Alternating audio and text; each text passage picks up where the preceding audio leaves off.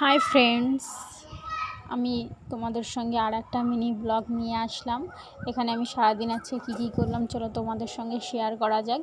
এখানে আমি ভাত চড়িয়ে দিয়েছিলাম একদিকে, আর চিকেন আজকে রান্না হবে, চিকেন আর পাট শাক রান্না হবে।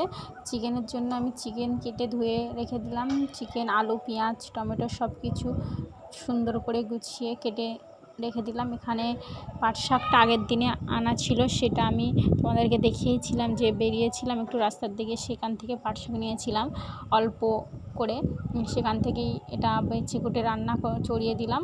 পুরো এক বাটির মতন অল্প পাট শাক হয়েছে। পাট শাক আমি খাই না, বাট উনি খেতে খুব ভালোবাসে, তার জন্য অল্প করেই রান্না হচ্ছে।